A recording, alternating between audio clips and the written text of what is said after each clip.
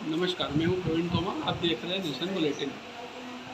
इस वक्त हम खड़े हैं अमझेरा में, जो धार जिले से 22 किलोमीटर दूर है। अमझेरा में एक माता जी का अमका झमका का मंदिर है, जो कि कहा जाता है कि राणा बख्तावर सिंह की कुल देवी थी, और यहाँ से रुक्मणी हरण भी हुआ था। यहाँ पर यह भी बताया जाता है कि यहाँ पर इसका पूर्व नाम कुंदनपुर था। इसका इतिहास भी कई पुराणों में मिलता है। हमारे साथ अभिषेक पंडित जी हैं। ये चामुंडा माता मंदिर की भी पूजा करते हैं। ये बताएंगे आपको यहाँ का कुछ मामला। पंडित जी बताइए।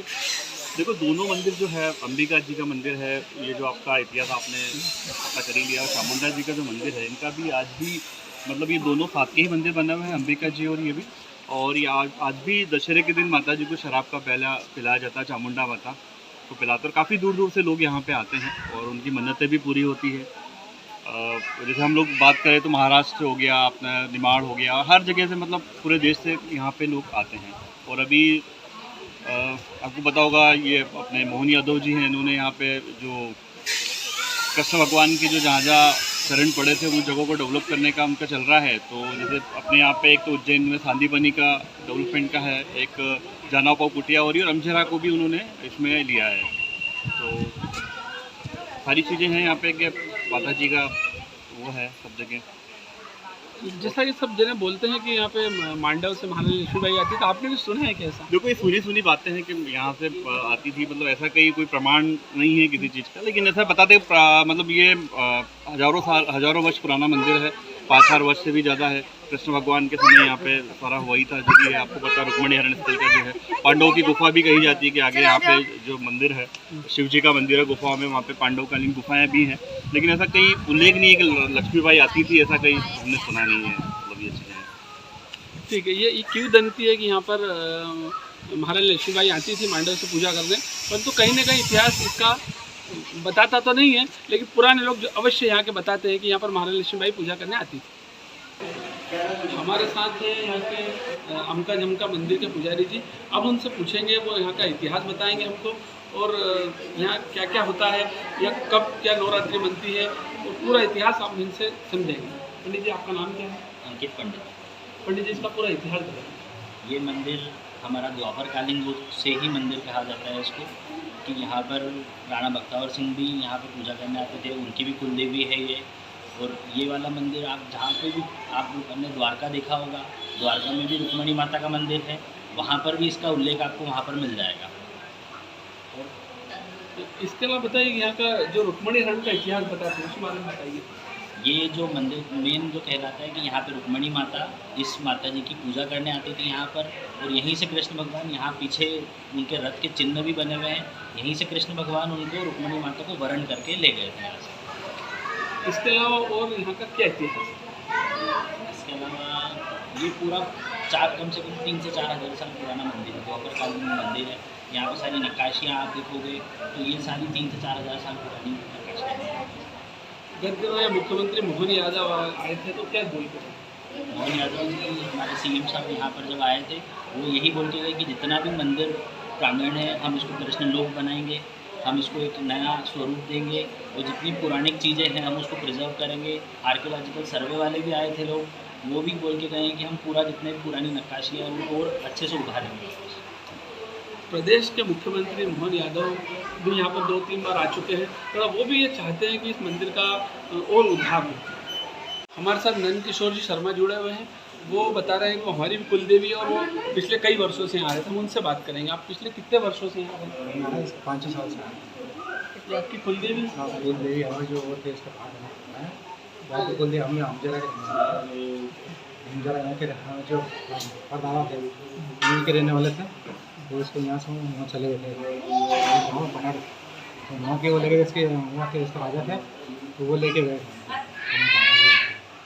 उसके बाद हम वो रहेगा फिर जाते हैं, फिर हर नवरात्रि में आते हैं। हर नवरात्रि में यहाँ पे आते हैं। आप बताइए, कितनी नवरात्रि से आ रहे हैं?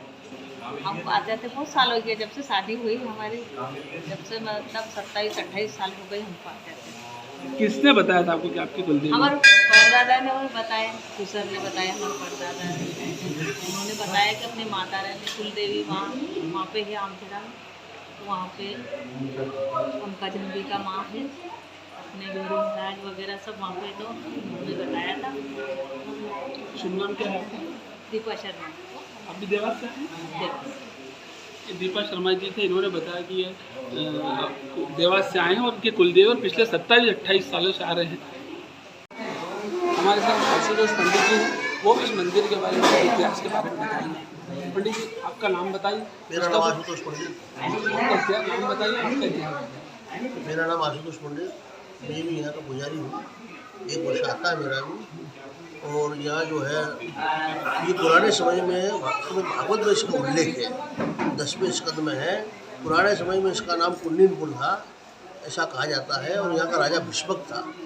भीष्मक की राजा की कन्या थी रुक्मणी, जो मन ही मन श्री कृष्ण को चाहती थी और श्री कृष्ण से विवाह करना चाहती थी। लेकिन उसका भाई जो था रुक्मी, वो सीधी नजर शिशुपाल का मित्र था।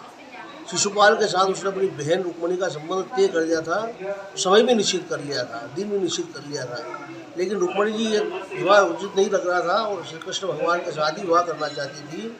उन्होंने पूरे ब्राह्मण को बुलाया जो उनका विश्वसनीय था। पूरे ब्राह्मण को पत्र लिख कर दिया था, ये श्री कृष्ण को द्वारिका में ले जाकर के दे देना, संदेशा पढ़ लेंगे, समझ जाएंगे। भगवान श्री कृष्ण के पास वो ब्राह्मण देवता जो है उस पत्र को लेकर के श्री कृष्ण भगवान ने उस पत्र को पढ़ा और वो ब्राह्मण को लेकर के यहाँ आए। ब्राह्मण को तो अपने मुकाम पर भिजवा दिया और वो मंदिर के यहाँ आकर के रुक्मणी जी ने कहा था कि मैं जो है कुल देवी के पूजन के लिए जाऊँगी। वहाँ के हमारे नियम ऐसा कि कन्या जो है कुल देवी पूजन के लिए जाएगी, आप वहाँ आना, मैं आपकी प्रतीक्षा करूँगी। और यदि आप वहाँ नहीं आए तो मैं अपना प्राण को वहीं त्याग कर दूँगी। भगवान श्री कृष्ण यहाँ आए और रुक्मणी मैया परिक्रमा करने लगी मंदिर की, पूजन करने के पश्चात। और उसके बाद भगवान पीछे से ही रुक्मणी जी का हरण करके द्वारिका की ओर ले गए। यहाँ पर 5 भोलेनाथ के मंदिर बने हुए हैं। आप देखिए यहाँ पर गुफा है और इस गुफा में कहा जाता है कि पांडव यहाँ पर पूजा करने आते थे और यहाँ पर वो ध्यान मग्न रहते थे। अब देखिए मेरे ठीक पीछे 5 मंदिर बने हुए हैं। यहाँ पर पानी गिर रहा है। कहा जाता है कि पांडव काल से ही यहाँ पर पानी गिरता है। तब तक पानी कहीं ना कहीं गिरता है और भोलेनाथ के ऊपर भी पानी गिरता है।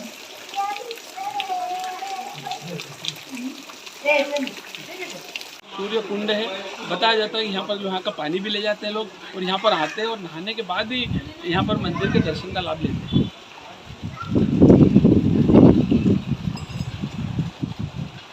ये वो स्थान जहाँ से रुक्मणी हरण हुआ था। अब देखिए 2 पहिए के रथ के पहिए के आपको स्थान दिख रहे हैं। ये बताया जाता है कि यहाँ पे से रुक्मणी हरण हुआ था। हमारे साथ राज राजेश्वरी मंदिर है, उनके पुजारी हैं। वो बताएंगे कि भोलेनाथ के मंदिर में ये कब बना है और इसका क्या इतिहास है। ये पांडव कालीन है। जब पांडवों ने अज्ञातवास काटा था, जब उस समय ये 5 शिवलिंग की स्थापना की थी, इन्होंने पूजा अर्चना की थी। और वो बैजनाथ महादेव वो पूर्वमुखी शिवलिंग है और ये राज राजेश्वर महादेव ये पश्चिममुखी शिवलिंग है। वहाँ पे हरिहर मिलन भी है। विष्णु भगवान वहाँ पर सैया पे लेटे हुए बैजनाथ महादेव के पास में। और यहाँ से पांडवों ने गुफा बनाई थी जो मांडव जाती है। जय श्री महाकाल। आपका नाम क्या है पंडित जी? अनिल भारती गोस्वामी। आप बताइए कि आप कब से यहाँ पूजा कर रहे हैं? ये हमारी पीढ़ी से काम चल रहा है, पीढ़ी दर पीढ़ी से पूजा चलती आ रही है। आपकी कौन सी पीढ़ी पूजा कर रही है? ये तो 10वीं 12वीं पूजा का तो अपने को मालूम है, उसके पहले से क्या मालूम कब से करते आ रहे हैं। पंडित जी ने हमको बताया कई पीढ़ी दर ये पूजा करते आ रहे हैं और यहाँ का इतिहास भी कहीं ना कहीं पांडवों से मिलता है।